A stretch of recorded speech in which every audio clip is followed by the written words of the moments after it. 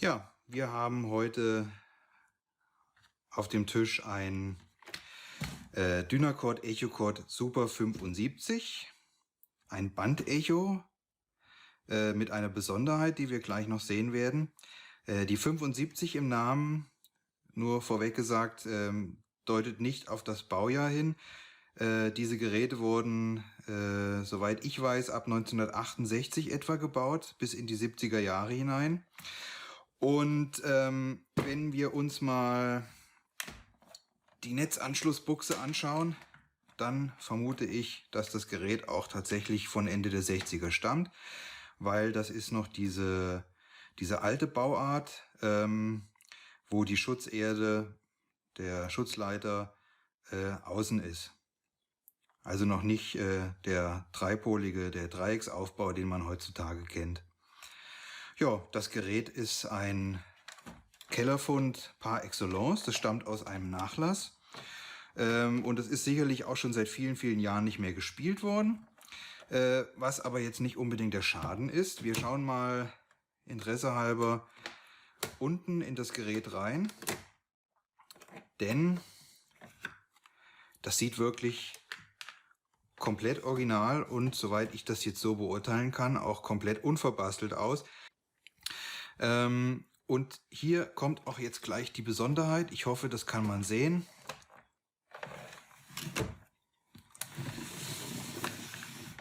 Wir haben hier nämlich etwas, das wackelt. Das ist an Federn aufgehangen. Und dabei handelt es sich tatsächlich um einen Reverb-Tank. Denn dieses Gerät ist ein Bandecho mit kombiniertem Torsionshall, also ein Federhall. Und das ist natürlich was ganz Besonderes. Also wir haben in einem Gerät Bandhall und Federhall und den Effekt von beiden kann man sozusagen ineinander mischen. Und das gibt einen ganz besonderen Klang. Gut, um jetzt mal auf unser Thema Reinigung zurückzukommen oder dort zu bleiben. Diese Geräte entwickeln natürlich Wärme, deswegen haben die Abdeckung mit Schlitzen, damit die Wärme entkommen kann. Aber das bedeutet natürlich auch, dass dort Staub eindringen kann. Und das sieht man auch ein bisschen hier. Der Motor ist ein bisschen schmutzig, aber das ist an der Stelle überhaupt nicht so schlimm. Das ist rein äußerlich. Da kann man auch vorsichtig mit dem Staubsauger mal diese ganzen Fusseln absaugen. So, jetzt schließen wir das mal wieder und schauen uns mal die interessante Seite an. Ja, das ist ein bisschen blöd gemacht mit diesen Laschen, die man reinschieben muss. Aber es hält. So, also drehen wir das Ganze mal um.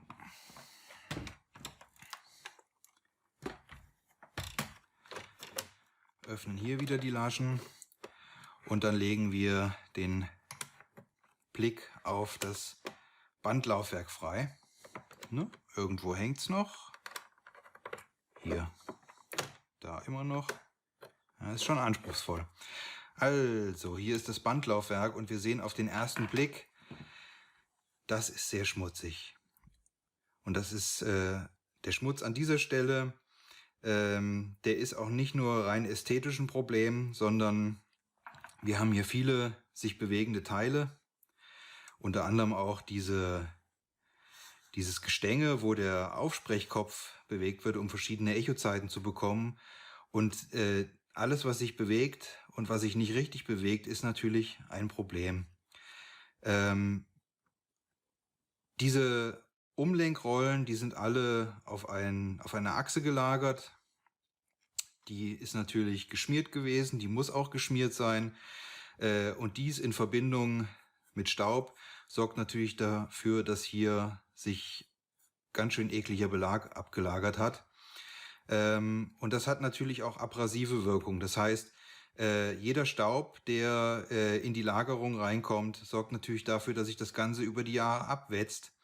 Und das wollen wir natürlich auch nicht haben. Was hier auch noch ein Thema ist, gerade am Aussprechkopf, sieht das Ganze fast so aus, als ob hier ein schwarzes Pulver ist.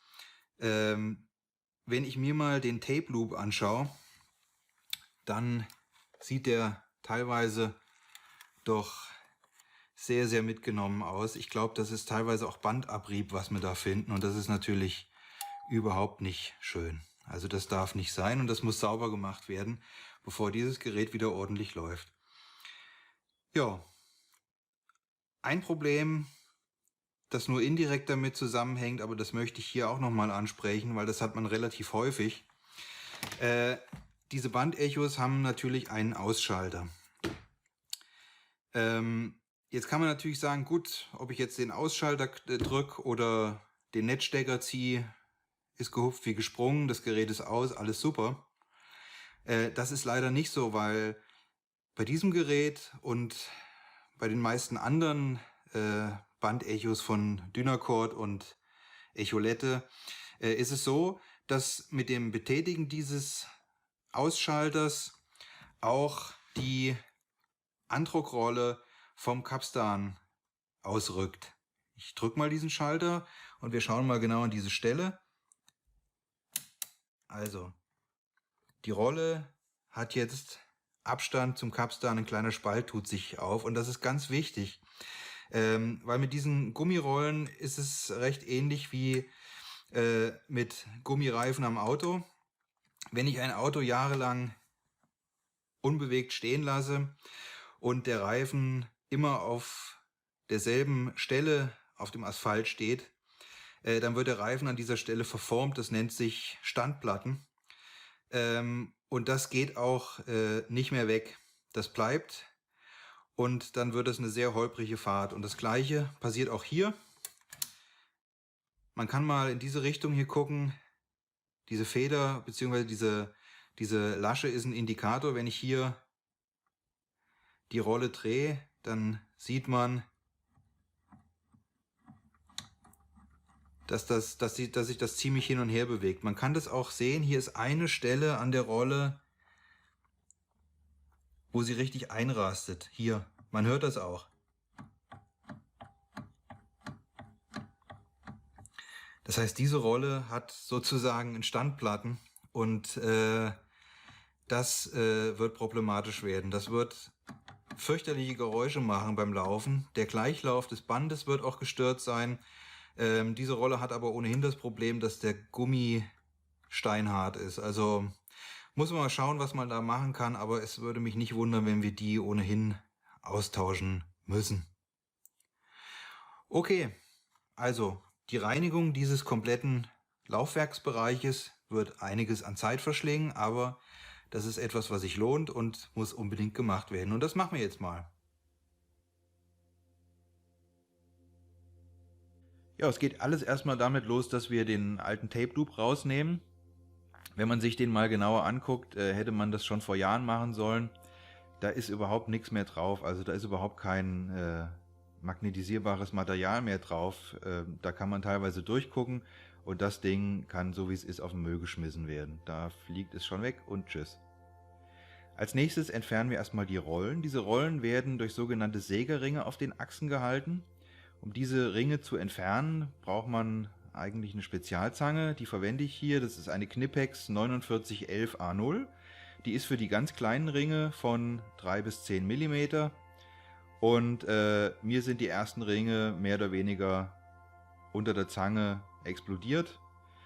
Das kann natürlich daran liegen, dass ich ein kleines bisschen zu viel Kraft aufgewendet habe. Denn mit dieser Zange biegt man den Ring eigentlich nur ein ganz kleines Stück auseinander, sodass man ihn von nach oben hin von der Achse runterheben kann. Aber ich denke, diese Ringe, die waren auch schon ein bisschen spröde und die ersten sind einfach zerrissen. So, wenn man den Ring abgenommen hat, kann man die Rolle ganz einfach von der Achse runterheben. Bei diesen Umlenkrollen ist es nochmal ein kleines bisschen komplizierter. Ja, Zange drauf und das ist zu viel Kraft, das sieht man schon und die zerfliegt einem.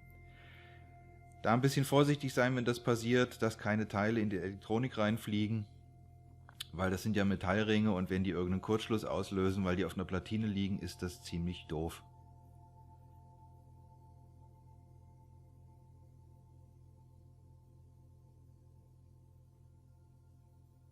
Ja, bei diesem Umlenkrollensystem ist darauf zu achten, dass da auch noch diese eine Feder auszuhängen ist. Und wenn man im Bild hier zu sehen die rechte Rolle abgenommen hat, das sehen wir auch gleich nochmal, da ist dann eine Unterlegscheibe, aber unter dieser Unterlegscheibe befindet sich auch nochmal ein Sägerring. Also nicht dran ziehen, da ist noch etwas, das wir runternehmen müssen. Das sehen wir jetzt aber gleich. Ja, auch ganz toll zu sehen. Dieses schwarze Altfett, was man da sieht, vermischt mit Dreck, also das müssen wir alles schön säubern. Das sieht natürlich einfach auch nicht schön aus. Genau, da ist die Unterlegscheibe, unter der versteckt sich noch ein Sägerring. Ganz vorsichtig runternehmen und für später aufheben, die sind nochmal wichtig. Genau, und da entfernen wir den Ring vorsichtig und heben ihn nach oben von der Achse runter. So sollte es aussehen. Ja, an der Stelle müssen wir nur noch die Feder aushängen und dann haben wir dieses Umlenkrollensystem entfernt. Bleibt noch die Andruckrolle, die muss jetzt auch weg. Das gleiche Prinzip, oben den Ring entfernen und dann die Rolle von der Achse nehmen.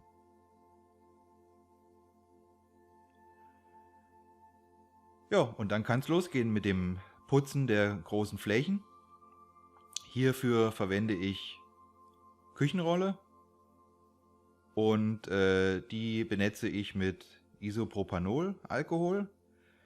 Das ist ein Alkohol mit 99,9%iger Reinheit oder Alkoholgehalt, wie man es sehen will.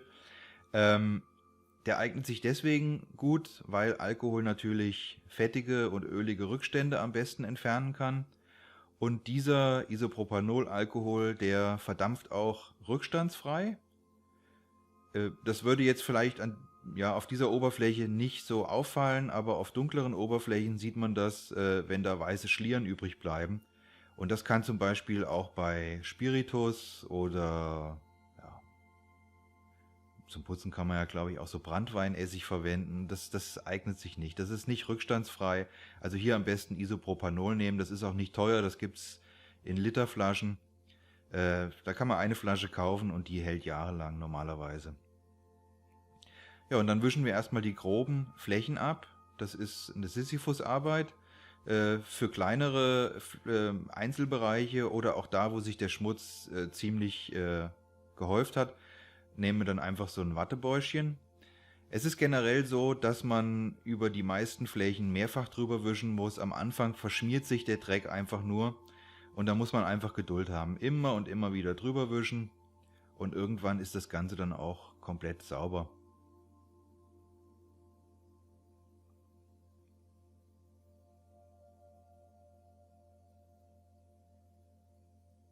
Bisschen vorsichtig sein bei diesem Schlauch, den wir da sehen. Also in dem Schlauch ist das Anschlusskabel für den Aufsprechkopf drin. Das ist nochmal als Schutz gedacht, aber Gummis und Schläuche und Alkohol verträgt sich nicht sehr gut.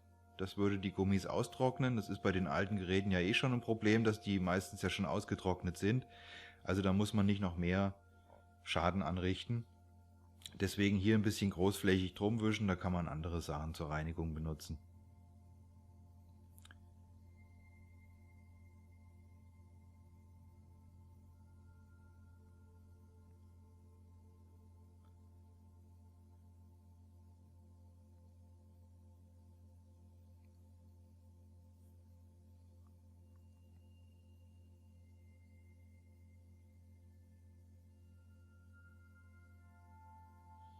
Ja, ich denke, wir sehen das nachher nochmal an den Seitenrändern des Bildes, der Haufen der Tücher und Wattebäuschen, der sich da ansammelt, das ist wirklich enorm. Als nächstes habe ich mich mal um das Schienensystem gekümmert. Hier war mir aufgefallen, dass sich das nur sehr schwer bewegen lässt. Ich habe anfangs gedacht, es liegt vielleicht wirklich an der Verschmutzung alleine, aber das ist nicht nur der Fall. Diese Schrauben, die man vorn und hinten löst, die sorgen nicht dafür, dass man diese kompletten Blöcke da auseinandernehmen kann. Diese Blöcke, in denen die Schienen gelagert sind, haben nur an den äußeren Rändern Schlitze. Das heißt, wir können mit dem Anziehen der Schraube regeln, wie fest diese Schienen festgehalten werden. Das heißt, wenn wir das nachher zusammenbauen, muss man wirklich darauf achten, dass es nicht so fest angezogen wird, dass diese Schiene sich nicht mehr hin und her schieben lässt. Weil sie muss ja nicht so fest sein. Also es ist viel wichtiger, dass man die Schiene frei bewegen kann, dass man das nicht mit zu viel Kraftaufwand bewegen muss, weil vorne der Knopf vorne der ist auch nur aus Kunststoff und diese Knöpfe, ist mir zumindest aufgefallen, die fehlen bei vielen Geräten und das wird wohl der Grund sein, die sind abgebrochen. Also wenn man dazu stark dran ziehen muss, dann werden die irgendwann auch aufgeben. Ich habe jetzt diese Schrauben erstmal rausgenommen, damit ich diese Schiene wirklich ganz frei bewegen kann, weil wir wollen da natürlich auch putzen und ich will das nachher auch ein bisschen schmieren und deswegen kann das jetzt mal komplett raus erstmal.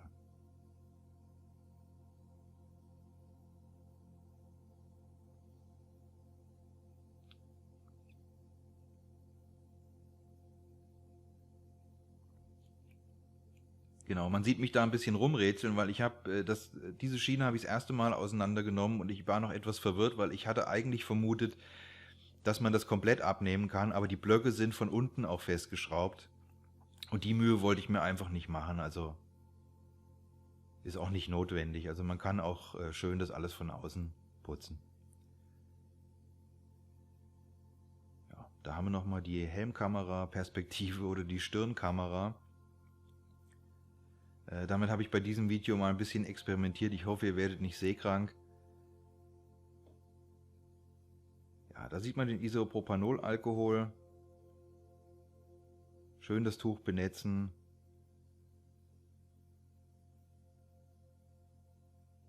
Genau, jetzt können wir mal den Turbogang einlegen, weil ihr wollt mir sicherlich nicht eine ganze Stunde beim Putzen zugucken. So viel hat es nämlich insgesamt, oder so lange hat es insgesamt etwa gedauert. So eine Stunde, bisschen länger vielleicht.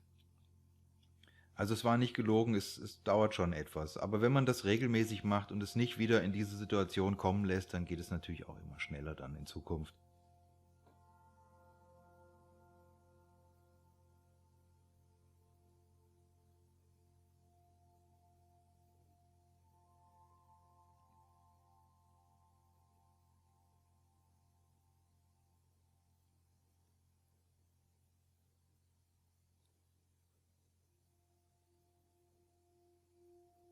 Ja, jetzt dieses schwarze Pulver beim Aussprechkopf, also das ist ziemlich sicher Bandabrieb gewesen.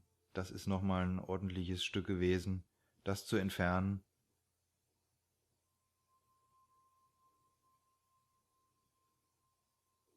Und ich komme immer wieder zu denselben Stellen zurück. Wie schon gesagt, das ist einmal drüber wischen, reicht nicht. Immer und immer wieder, bis alles weg ist.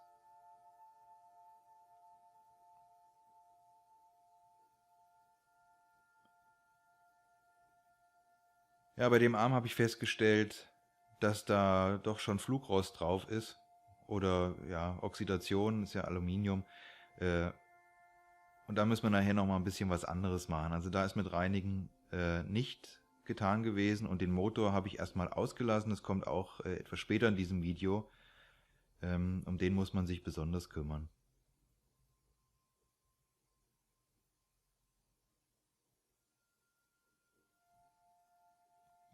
Ja, hin und wieder waren da raue Stellen in der Aluminiumoberfläche, also man sieht das auch nachher, wenn es gereinigt ist, da sind ein paar Kratzer drauf, wie auch immer die da genau hinkamen.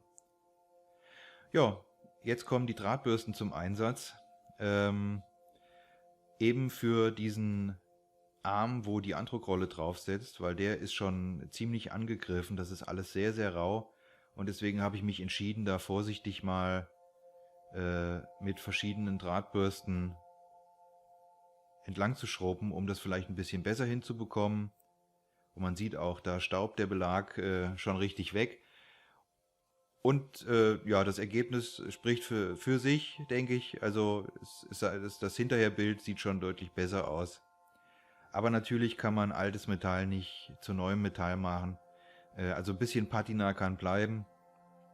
Man kann ruhig sehen, dass das Gerät seine Jahre auf dem Buckel hat.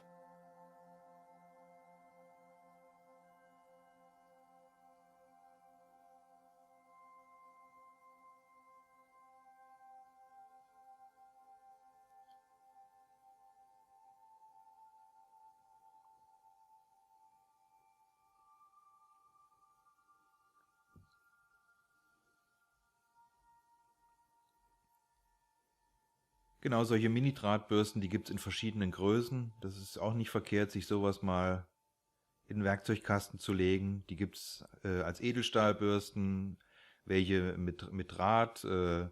Es gibt die auch mit Glasfaserborsten. Und das Ganze gibt es auch in Pinselform. Ähm, Es hängt auch immer davon ab, wie viel Kraft und wie man aufwenden muss und wie groß die Fläche ist. Also solche Bürsten eignen sich für den groberen Schmutz und Pinsel eignen sich entsprechend dann auch für kleinere Flächen und da, wo man ganz besonders vorsichtig vorgehen muss. Also hier reibe ich schon ganz kräftig. Ja, ist wie beim Zähneputzen, nicht zu fest aufdrücken, dann werden die Borsten krumm.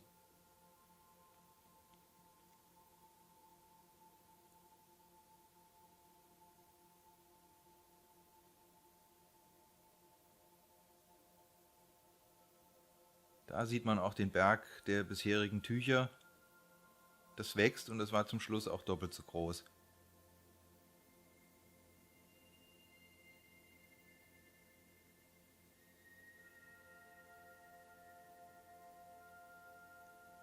Genau. Wenn man nicht alles auseinanderbauen will, dann muss man einfach gucken, wie man da in die Ecken reinkommt. Ich habe keine Lust gehabt, das alles auseinanderzubauen. Ich denke, es geht auch so. Es ist ja keine komplette Restauration, es geht ja nur darum, dass man diese Bereiche, die einfach für die Mechanik wichtig sind, mal grundlegend reinigt.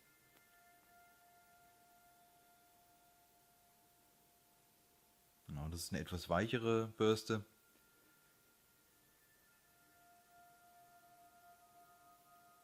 Die Feinarbeit sozusagen. Ja, und zum Schluss wischen wir das dann auch nochmal mit Isopropanol ab und man hat jetzt eigentlich wieder eine ganz schöne Fläche. Ja, und dann geht es schon weiter mit der Feinarbeit und dem Wattebäuschen.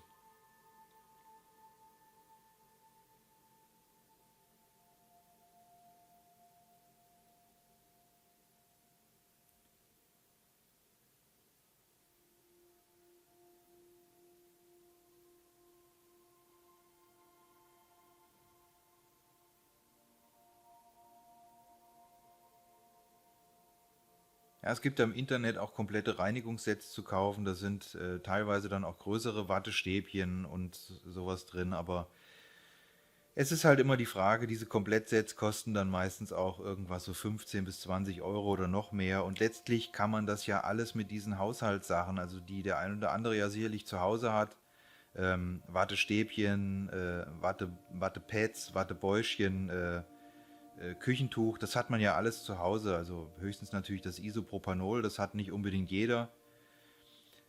Aber das meiste kann man hier mit ganz normalen Haushaltsartikeln machen, die auch nur einen Bruchteil von dem kosten, was die speziellen Reinigungssets verschlingen.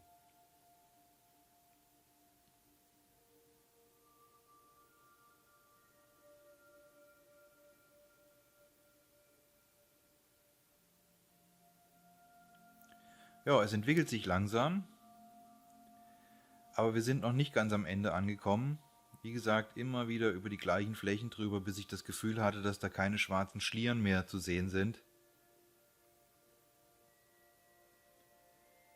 Weil dieses eine Mal müssen wir es ganz ordentlich machen und dann kann man auch in Zukunft einfach mal grob drüber wischen.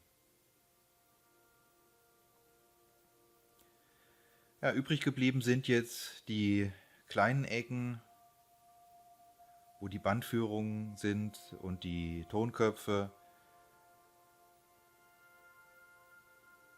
Da muss man ein bisschen vorsichtig sein und das dauert vielleicht auch, aber das lohnt sich.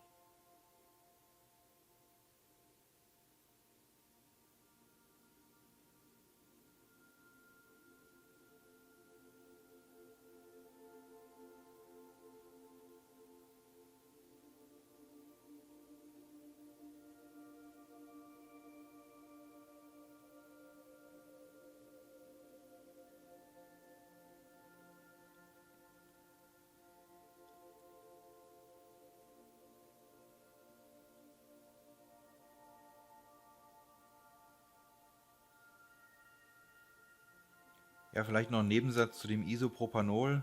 Also ich habe die Terrassentür aufgehabt und ein Fenster.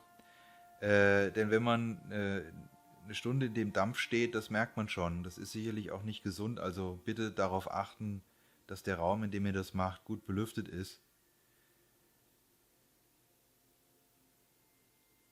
Weil das sind ganz andere Alkoholdämpfer, als wenn man zum Abschluss der Arbeit seine Flasche Bier aufmacht, um das zu feiern.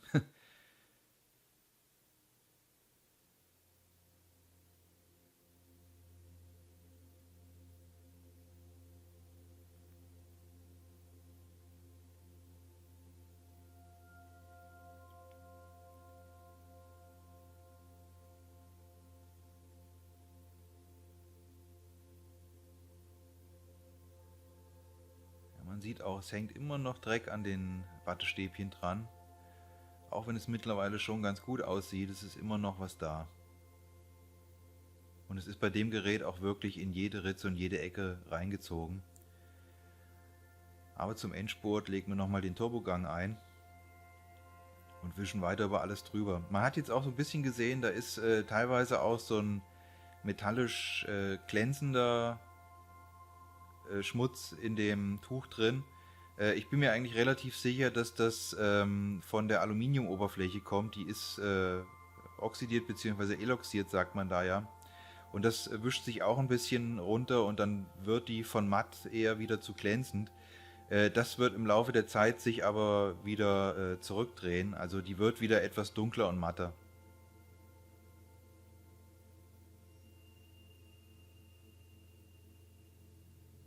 So, jetzt noch diesen Schlitten reinigen. Das geht mit dem Wattestäbchen auch ganz gut, obwohl da überall natürlich Schrauben sind und man kommt schlecht hin, aber alles, was man sieht, kriegt man auch mit dem Wattestäbchen sauber.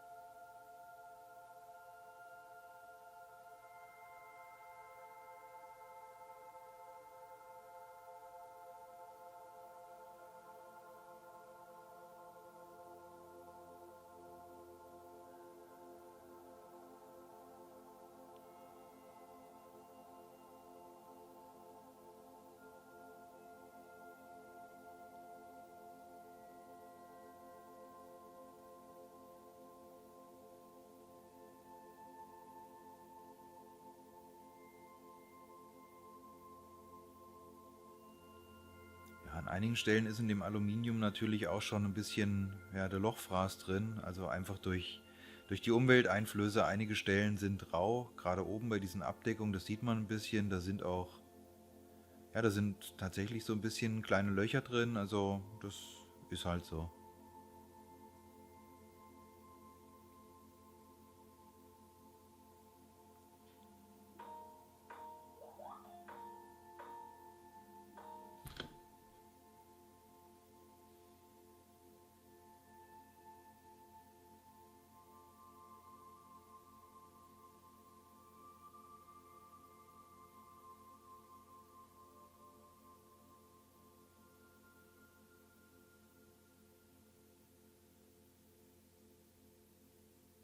Ja, es ist auch nach dem ganzen Putzen, es kommt immer noch irgendwie, verwischt man noch was von diesem schwarzen Schmierfett. Genau, da habe ich ein bisschen versucht, das mit der Bürste ein bisschen glatter zu bekommen, aber das hat nicht wirklich gut funktioniert. Also das kann man sich eigentlich schenken. Also wenn dieses Aluminium so aufgeraut ist. Ja. Ja, jetzt kommen wir mal zum Motor. Da sind ja auch richtig Wollmäuse drin gewesen. Da habe ich erstmal angefangen, das vorsichtig auszusaugen. Das ist jetzt mal die erste Grobreinigung. Es kommt nachher noch eine Feinreinigung, aber das hat schon mal einiges gebracht. Also die großen Wollmäuse hat der Staubsauger alle erwischt.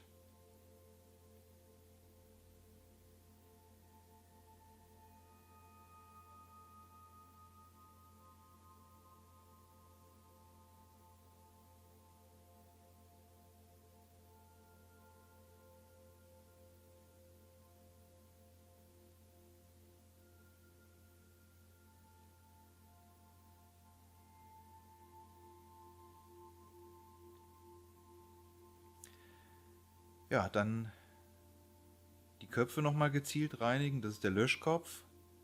Das sind so Sachen, die muss man eigentlich regelmäßig machen, weil wenn das Band dann natürlich Tag ein, Tag aus lang fährt und sich abreibt, dann entstehen da natürlich auch Verunreinigungen, die dann auch sich auf den Sound auswirken können. Und deswegen muss man das eigentlich öfter machen. Und man sieht, es kommt immer noch Dreck runter. Also die Köpfe kann man auch problemlos mit Isopropanol abreiben. Es gibt auch spezielle Reinigungssprays für Bild- und Tonköpfe. Da ist aber der Hauptbestandteil auch meistens Isopropanol, also das gibt sich nichts. Muss man nicht unbedingt extra kaufen.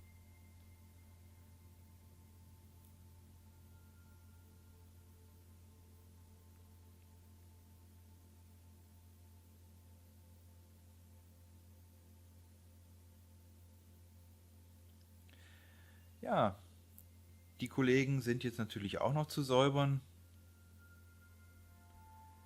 Auch das Küchentuch schön mit Isopropanol netzen und die Dinger einfach abreiben.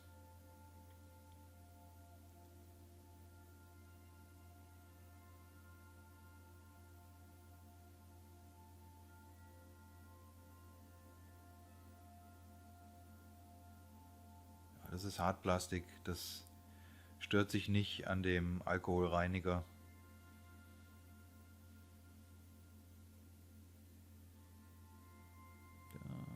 Da war mir so, als ob noch was abgefallen ist.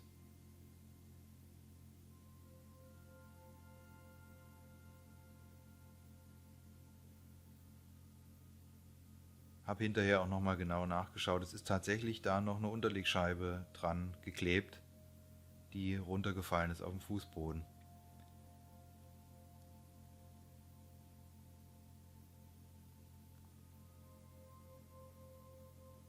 Genau, da auch schön gucken, dass alle Rückstände und Verunreinigungen runtergehen.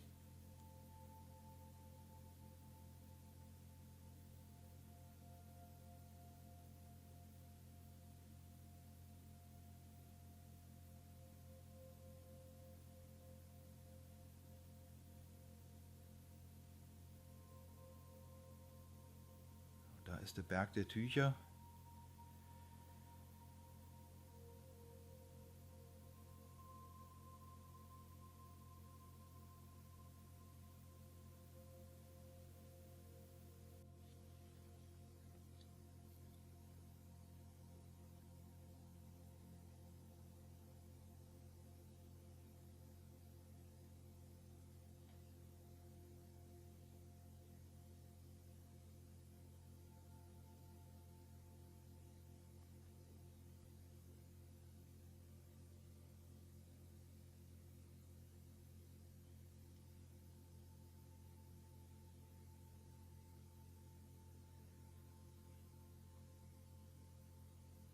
Die letzte Umlenkrolle, danach noch den Träger.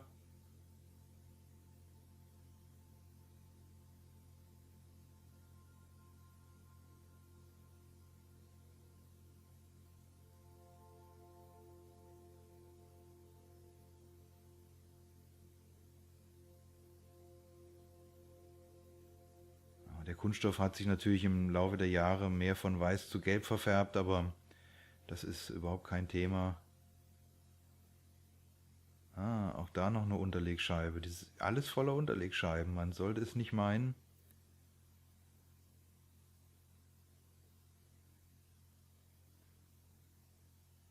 Also da ein bisschen aufpassen. Die erfüllen wirklich ihren Zweck. Das ist mir auch erst hinterher aufgefallen, was für einen Zweck die in dem Fall erfüllen. Ich habe da auch beim Zusammenbau erst was falsch gemacht, was ich hinterher korrigieren musste. Aber das spreche ich gleich nochmal an, wenn wir beim Zusammenbau ankommen.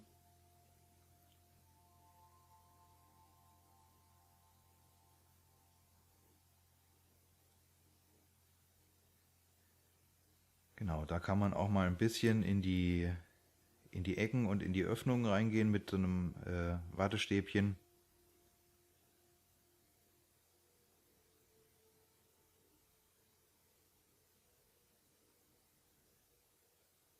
Wenn schon, denn schon, wenn wir es einmal auseinanderbauen, dann machen wir es auch richtig.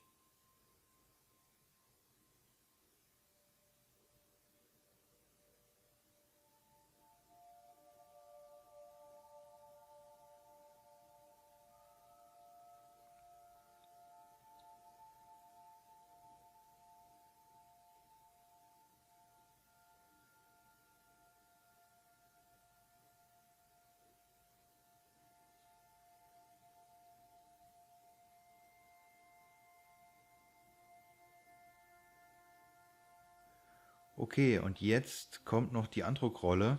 Da brauchen wir ein bisschen ein anderes Mittel für. Also man kann da natürlich die Metallteile, kann man vorsichtig damit abreiben, das ist in Ordnung. Aber Isopropanol eignet sich nicht für den Gummi, auch wenn der bei dieser Rolle schon steinhart ist und wir die Rolle vermutlich eh wegschmeißen müssen.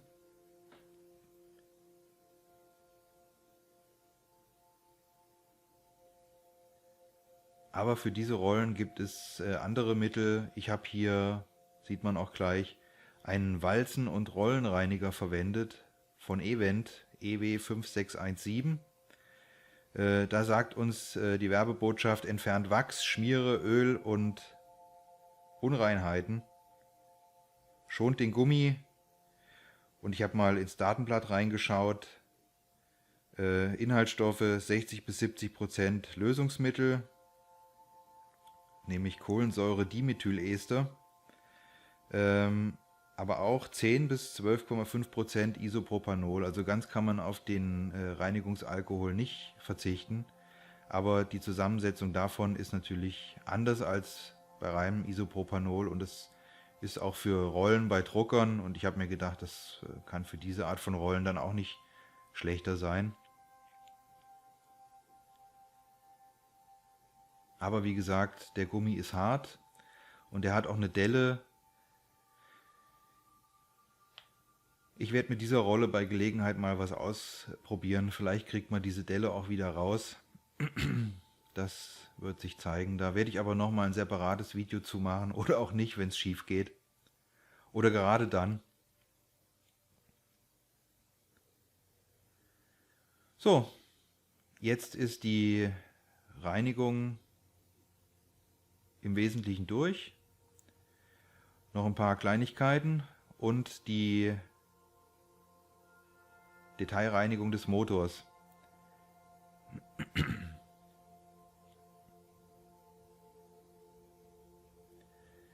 Genau, das sind jetzt unbenetzte Wattestäbchen, also da ist jetzt kein Alkohol dran. Damit gehe ich vorsichtig in die Motorrippen rein. Vorsichtig deshalb, weil man da unten natürlich auch die Windungen des Motors sieht. Das sind ja lackierte Kupferdrähte, die aber auch nicht frei da unten liegen. Die sind nochmal geschützt durch eine Folie. Aber man sieht an den Wattestäbchen, was man da für einen elendigen Dreck rausholt. Da, das Wattestäbchen, das hat jetzt richtig Haare. Also es sind wieder dicke Wollmäuse, die man da rausholt, und die Mühe habe ich mir gemacht, das wirklich aus jeder einzelnen Rippe rauszuholen.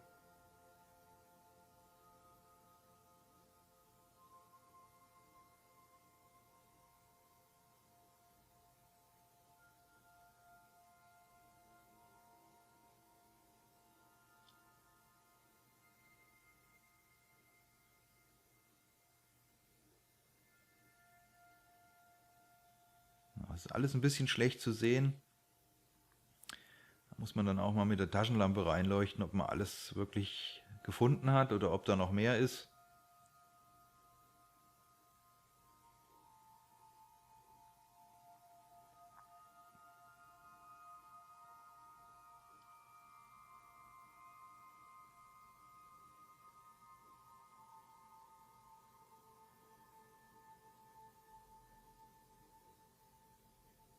Genau. Ist auch wieder ein Geduldsspiel, da können wir ein bisschen vorspulen. Und wenn man es genau nimmt, ist natürlich von der Oberseite her auch nicht alles zu erreichen, denn der Motor hat ja auch eine Unterseite. Und genau die habe ich jetzt freigelegt und fange dort auch wieder an mit Saugen, und dann gucke ich auch, dass ich da noch so gut es geht diese Wollmäuse raushole. Wie gesagt, schön vorsichtig sein und auf keinen Fall mit was Spitzem da reingehen.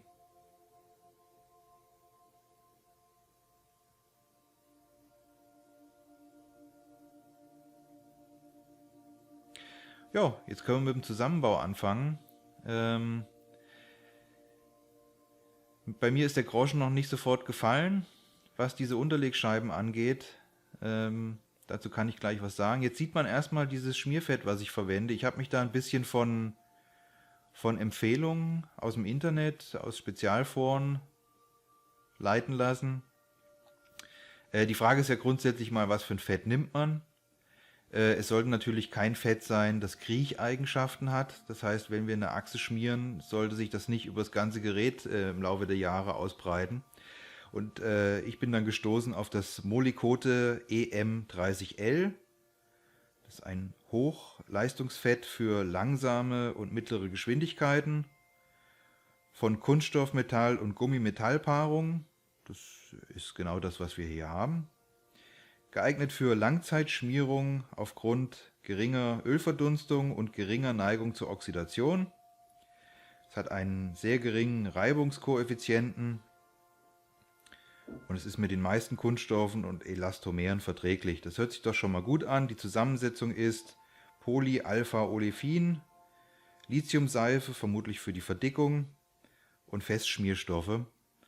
Und man kann bei diesem Schmierfett davon ausgehen, dass das eine ganze Zeit lang da bleibt, wo man es hingetan hat. So, ich habe jetzt hier eine Unterlegscheibe draufgesetzt nach der Schmierung der Achse und dann die Rolle und dann einen neuen Sägerring. Mir ist erst hinterher gekommen, dass höchstwahrscheinlich Unterlegscheibe, Rolle, Unterlegscheibe, Sägerring richtig wäre. Einfach damit diese Unterlegscheiben nochmal verhindern, dass in die Rolle Staub reinkommt, beziehungsweise um das Fett in der Rolle zu halten, weil da gehört es ja letztlich hin. Das habe ich dann hinterher noch korrigiert. Auch wieder der Sägerring da drauf und dann die nächste Rolle, oben wieder ein Sägerring. Und bei der letzten Umlenkrolle dasselbe. Bei der letzten Umlenkrolle habe ich den Ring ein bisschen zu weit nach unten geschoben, weil es muss ja letztlich so sein, diese Rolle muss in axialer Richtung ein bisschen Spiel haben. Das ist auch so gewollt, weil wenn ich diesen Ring bis ganz nach unten drücke mit der Rolle, dann liegt sie unten auf und dreht sich nicht mehr. Und das ist bei dieser Rolle hier dann auch passiert.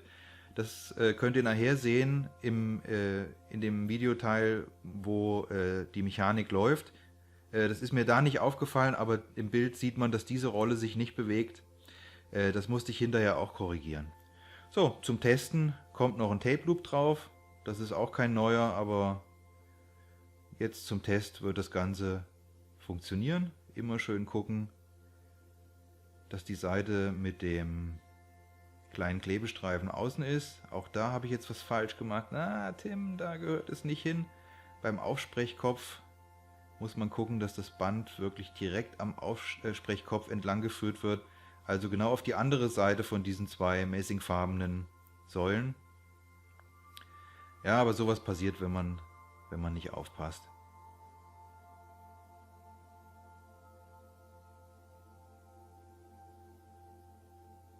Das Lustige ist, dass dann tatsächlich vermutlich trotzdem Sound aufs Band aufgespielt wird, aber nicht in der Qualität, die es haben könnte. Also da aufpassen, das Band muss immer genau fest am Kopf entlang geführt werden. Ja, hier kann man den Federzug ein bisschen nachjustieren. Ich habe das mal ein bisschen angezogen. Genau. Weil jetzt kommt natürlich der spannende Moment, wo wir diese Rolle mal, diese Andruckrolle mal in Bewegung sehen. Und ich hatte ja vorausgesagt, dass die höchstwahrscheinlich wegen der Delle, die sie hat, einen fürchterlichen Lärm machen wird. Und da habe ich nicht zu viel versprochen. Aber das sehen wir gleich.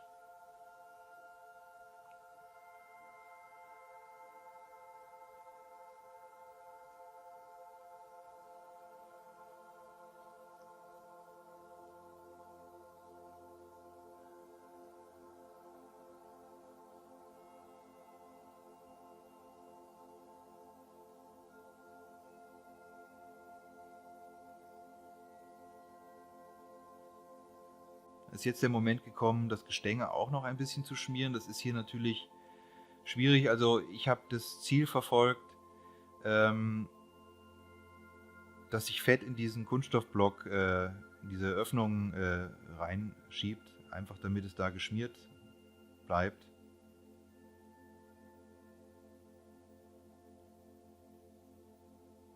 Höchstwahrscheinlich ist es so, dass dieser Kunststoffblock überhaupt nicht wirklich geschmiert werden muss, weil ich bin mir nicht sicher, inwiefern es da wirklich zu Abrieb kommen kann, aber es schadet sicherlich auch nicht, ein bisschen Fett da reinzuschieben und die überstehenden Reste werden dann wieder schön mit Küchenrolle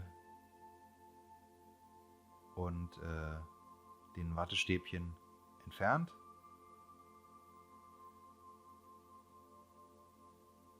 Denn es muss da kein großer Auftrag sein, auch wenn man es nicht mehr sieht. Ein bisschen Fett ist auf jeden Fall auf dem Gestänge drauf und es wird es auch so weit wie es geht schützen. Also jetzt nochmal die Feinarbeit, alles schön abwischen und verteilen.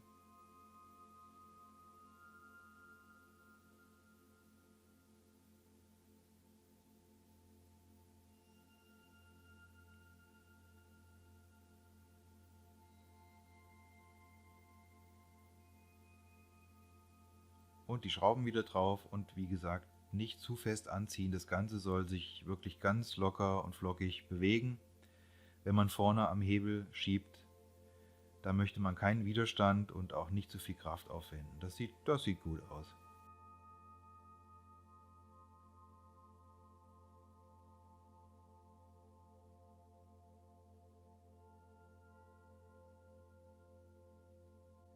Okay, jetzt können wir es laufen lassen.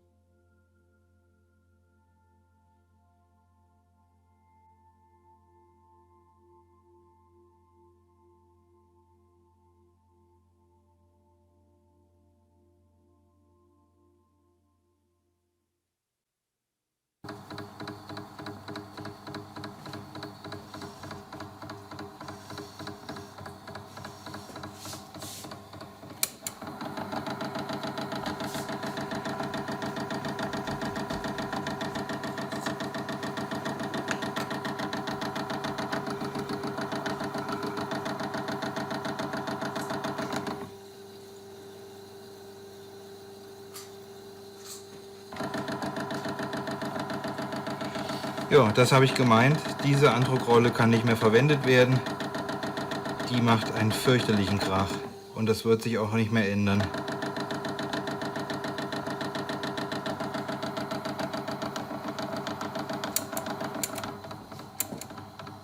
Besonders bei der hohen Motorgeschwindigkeit nicht auszuhalten. Man merkt auch eine Vibration im ganzen Gerät. Es schlägt richtig.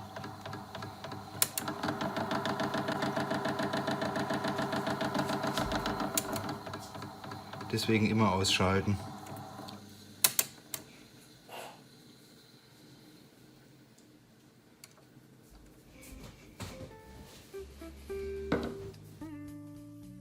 Ich hoffe, ihr konntet etwas mitnehmen aus dieser kleinen Videoreihe. Wenn es euch gefallen hat, schreibt mir doch einen Kommentar oder abonniert diesen Kanal. Ich bedanke mich ganz herzlich. Macht's gut!